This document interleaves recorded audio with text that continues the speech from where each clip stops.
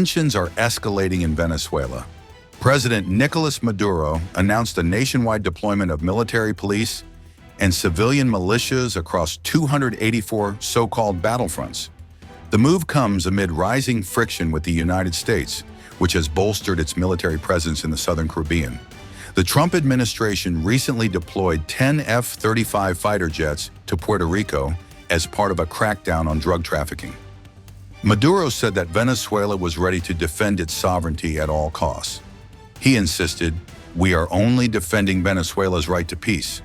No one can disturb independence, sovereignty, or territorial integrity. The Venezuelan people have those who defend it, our armed forces and our militias." His comments were backed by images of military exercises near the Amway oil refinery and coastlines fortified with armed militias. Venezuela's Interior Minister Diosdado Cabello was also seen overseeing deployments. Maduro declared that Exercise Independence 200 had activated all defensive capabilities to counter what he called the North American Empire. The assembled people in arms, I extend my warmest greetings to all the distinguished military units present this morning, who are today the dedicated and active participants in this significant and momentous Operation Independence 200.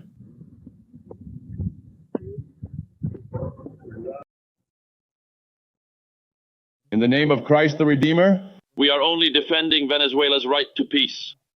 No one can come to disturb either the independence, the territorial integrity, the sovereignty, or the right to peace of our people, because this people has those who will defend it. It has the Bolivarian armed forces to defend it. It has the Bolivarian National Militia to defend it. 24 points in the main areas here in the state, but we also have 5 naval points. Every area, every point, every sector. A comprehensive deployment of maximum mobilization in the ongoing practice of active resistance.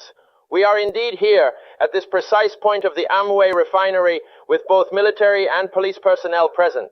But the dedicated workers, our resilient people, and the vigilant police forces all come together here in perfect and harmonious unity. And here, this extensive and comprehensive exercise known as Independence 200 is fundamentally about thoroughly preparing ourselves, actively activating all of our essential action and deployment capabilities to be completely ready and fully prepared for any eventualities. And if Venezuela were attacked by the North American Empire, we would activate the armed struggle of the united people of Venezuela in perfect popular, military, and police unity. We would move to armed struggle for America, for Venezuela, for Bolivar, for the homeland, to the Bolivarian militia, to the Venezuelan people who are here with us, to the state police, to the national police, to the entire civil protection system. This is the union, the fusion of police, military, and the people, President. Just last week, a U.S. strike in the Caribbean killed 11 people and sank a Venezuelan boat Washington accused of transporting narcotics. But details remain scarce, with members of Congress demanding more transparency from the White House. Maduro's government, meanwhile, has dismissed Trump's video of the strike as artificial intelligence. You both talked about how this was a bipartisan vote to get it out of committee. What was the vote? 56-2. That's pretty bipartisan. But wasn't, I'm trying to turn the clock back a year when you came here, and I think that was a bipartisan. Yeah, I think it was 57 or 58-1 that time. Yeah. Yeah.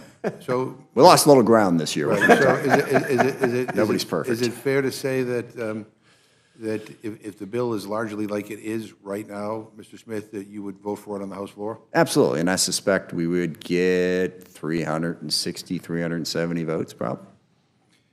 And so really the danger is whether this gets loaded up with a bunch of culture war amendments that then divide the membership. That is here. the principal risk, yes. So we'll see how the rules process goes. You know, you raised an issue that concerns me as well, and that is, you know, the president's domestic use of the military, which I think is a dangerous precedent, and I worry about the impact that it has on military readiness to perform their core missions. But I'm also worried about, you know, what just recently happened. You know, with the reports about the military strike on a vessel in the Caribbean. You know, and I get it. I mean, we all want to crack down on narco traffickers, but this strike against alleged narco traffickers sure seems like a dangerous escalation and potentially an illegal use of military force. I mean, should we be concerned about last week's military strike as well as the president's threat to broaden the use of military force? And the one thing I've kind of come to appreciate after being here for a while, and that is it's easy to get into a war. It's hard as hell to get out of one. But anyway, I know you mentioned it. Yeah, no, I think it's worth focusing on this. To begin with, to date, we have not received any sort of detailed explanation from the White House as to who the target was, what the intelligence was behind it, why the strike was taken, the details. Now, we're supposed to, on a staff level, get a brief tomorrow. We were supposed to get that brief last Friday. Didn't happen. We'll see if it happens tomorrow. So there's no clarity. So there was no notification ahead of the strike, which frequently does happen, certainly to the Gang of Eight, but to others as well. So it's very unilateral action. And then what's the justification for it?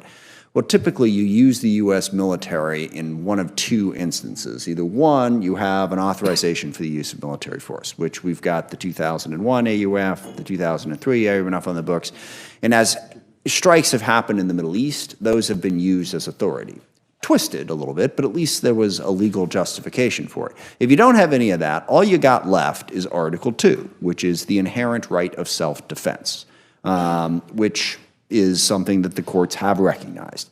If, someone's lining up to shoot a whole bunch of missiles at U.S. ships somewhere in the world, you shouldn't have to get congressional approval before you take those missiles out before they're fired.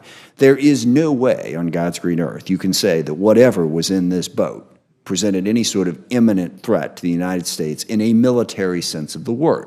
Yes, human trafficking and drug trafficking, they threaten us in a variety of different ways, but if you want to broaden Article 2 to that, we can be bombing everybody anywhere, anytime for 1,000 different reasons, which goes way beyond the true meaning of it. So it's unlawful in that regard. And then second, to your other point, are we going to use the United States military to get into a war with drug traffickers, and what are the consequences of that? Typically, we use the Coast Guard, the DEA, the ATF. We have a whole bunch of the Justice Department. We have a whole bunch of organizations whose job it is to protect us from those things. And that delineation between them and the military is important. Once we walk into that, once the cartels know that the United States military is a direct threat to us, we got troops all over Latin America, all right? Now they're targets. How does that play out? And that's the, getting into a war is easy, getting out is hard. I love these people who always say, well, you get into a war, you always have to have an exit strategy. Well, one of my favorite sayings from the military is, the enemy gets a vote. You can have an exit strategy all day long, but the circumstances are going to change. Nobody has an exit strategy when they start a war because you don't know where it's going to go. That's why you need to be so careful about actually starting one.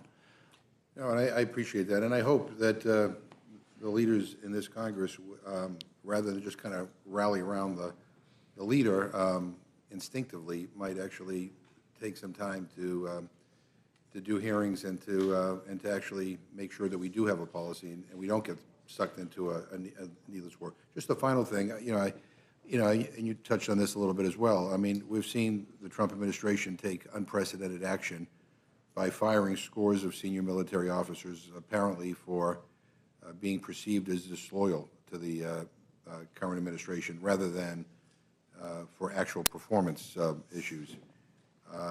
Representative Horsford has an amendment requiring notifications to Congress, including the underlying rationale and process for making the decisions to remove a general or flag officer. For an administration that has touted the importance of merit in the military, can you just talk a little bit about the impact of these firings and the impact they've had on the military and the signal it sends to the force? I mean, I want to make sure that our generals are telling the truth and not telling people what they think they want to hear. The U.S. has doubled its reward for Maduro's arrest to $50 million, accusing him of links to drug cartels. He denies the allegations, insisting Venezuela is not a drug-producing nation. The Department of Justice and State Department are announcing a historic $50 million reward for information leading to the arrest of Nicolas Maduro. Maduro uses foreign terrorist organizations like TDA, Sinaloa, and Cartel of the Suns to bring deadly drugs and violence into our country. To date, the DEA has seized 30 tons of cocaine linked to Maduro and his associates, with nearly 7 tons linked to Maduro himself, which represents a primary source of income for the deadly cartels based in Venezuela and Mexico. Cocaine is often laced with fentanyl, resulting in the loss and destruction of countless American lives. The DOJ has seized over $700 million of Maduro-linked assets, including 2 private jets, 9 vehicles, and more. Yet Maduro's reign of terror continues. He is one of the largest narco-traffickers in the world and a threat to our national security. Therefore, we've doubled his reward to $50 million. Under President Trump's leadership, Maduro will not escape justice, and he will be held accountable for his despicable crimes. If you have any information to bring this criminal to justice, call 1-202-307-4228 or go online. With thousands of additional troops already deployed along the border with Colombia, the standoff between Caracas and Washington is deepening.